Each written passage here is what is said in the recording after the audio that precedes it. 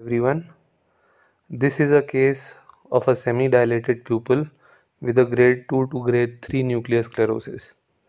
And I have planned to use pupil expansion devices, that is iris hooks in this case. It is important to make your main phacoincision before you insert the iris hooks as it becomes shallow then. So after staining the anterior capsule with trypan blue, I am injecting viscoelastic. I try to achieve maximum viscometriasis, but this is a rigid pupil and this is a highly hypermetropic with an IUL power of plus 26 diopters.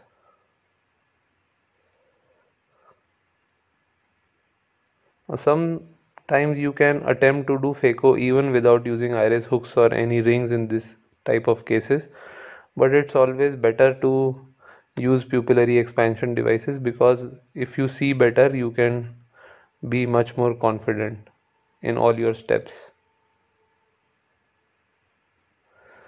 So my plan is to put 4 iris hooks like I routinely do.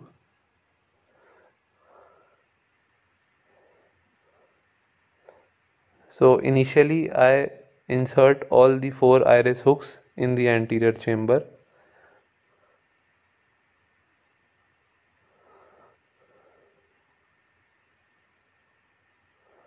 Now the trick to engage the iris with this hook is that you should not make the anterior chamber very deep. You should inject adequate amount of viscoelastic but not too much. Otherwise the AC becomes too deep and the iris then tends up, making the anterior chamber shallow.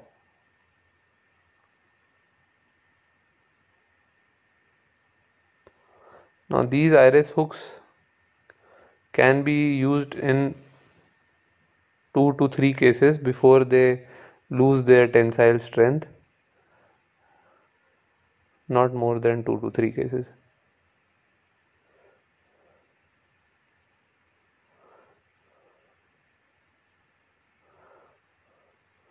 Now initially you should not tighten the hooks completely. Once all the 4 hooks are engaged, then I tighten it. And here I realize that I need to put a 5th hook because the dilatation is not adequate on the temporal side.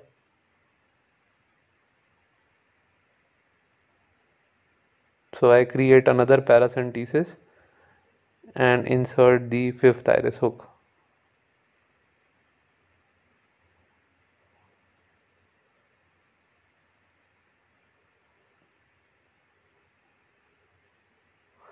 You should take care that the iris hook does not tear the anterior capsule. So now I have achieved an adequate pupil size and this should be enough to proceed with the surgery now. I inject viscoelastic and I start doing my rhexis. Now the anterior chamber is already shallow and after insertion of hooks it becomes even further.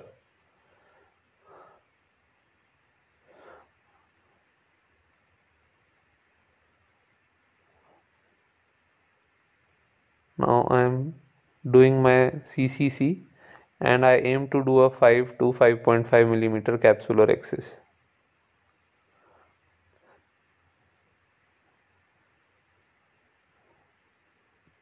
This is a moderate density cataract, not very soft and not very hard, which is ideal for chopping.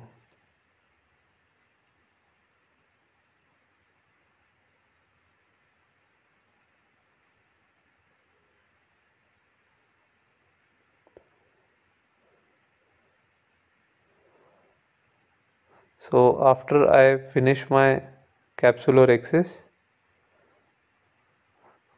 I will be proceeding with hydrodissection. Take out the viscoelastic from the anterior chamber. Take the cannula beneath the rhexis margin and inject little amount of fluid. Repeat the injection of fluid on the other side. You should see the whole nucleus moving slightly anteriorly. I repeat hydro on both sides again, and now I feel the nucleus is completely free. I inject a little bit of visco and with a Sinskey hook rotate the nucleus, and it is freely mobile. Now I take my phaco handpiece, and this is a 2.2 millimeter incision.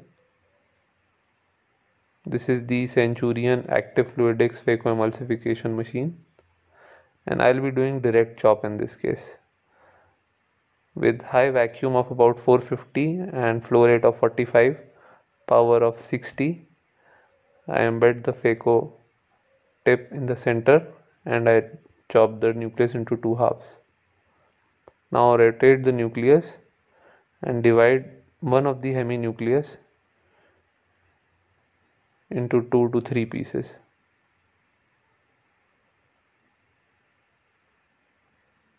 I don't use a very sharp chopper, I use a blunt small chopper. And once the half of the nucleus is divided, I start emulsifying. Now usually I chop the nucleus into multiple pieces initially and then start emulsifying. But in this case, since the space in the eye was less, it was a crowded eye, so I decided to eat up a few pieces before dividing the second half of the nucleus. And now the second half of the nucleus has also been divided. I come out, I recoat the endothelium with a dispersive viscoelastic since I am working closer to the endothelium. And I emulsify the remaining half of the nucleus. Now the parameters used are 450 vacuum, 35 flow rate and 60% torsional ultrasound.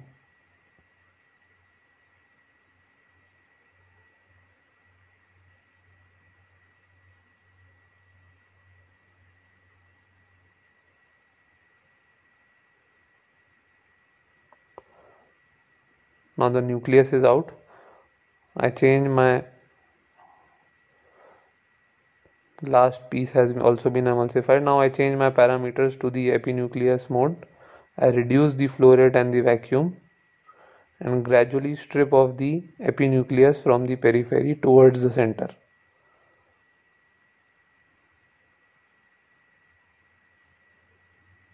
Now you should be careful while removing the epinuclear sheet.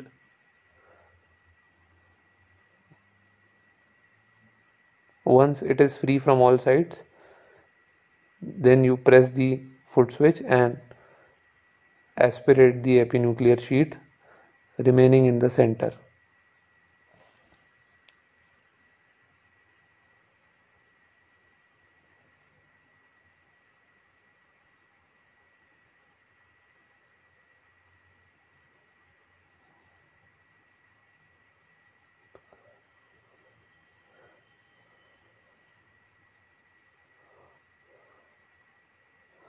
I make a side port inferiorly for the subincisional cortical matter.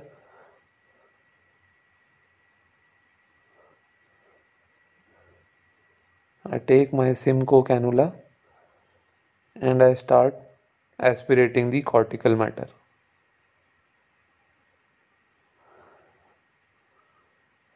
Now sometimes in such density of cataracts, taking out the nucleus is easy and removing the cortex is sometimes more challenging.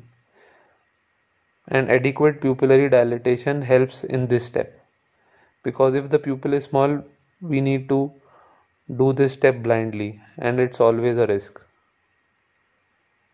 You see with the 5 iris hooks, the pupil size has been maintained very nicely.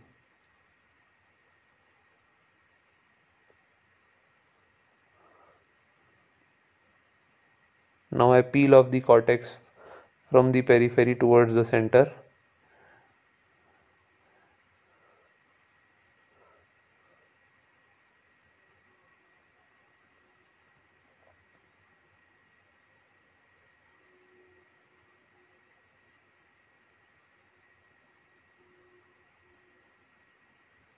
I find Simcoe cannula very safe and it is well under control. I also use coaxial, but in cases where there is a thick cortical sheet left, I prefer to use a Simcoe. So I fill the capsular bag with viscoelastic, and now is the time for IUL insertion. I am implanting a single piece hydrophobic IUL in this case.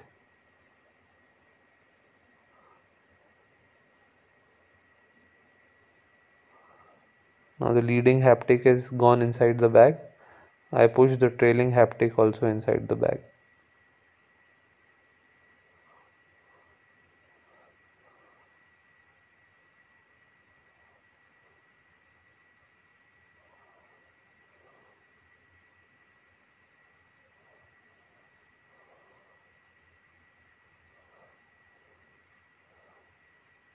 I wash out some of the viscoelastic and then one by one I remove these iris hooks.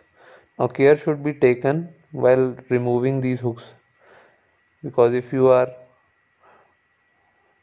not careful, sometimes you can cause iris injury. So first loosen the hook and then gradually take it out of the eye. Now all these hooks are removed. I remove the viscoelastic from the anterior chamber, and it's a good idea to tap the IOL so that the viscoelastic behind the IOL also comes out. You can also go behind the IOL to wash the viscoelastic, but that's not necessary in all cases. That's it, the case is done. I hydrate the wounds. Thank you for watching.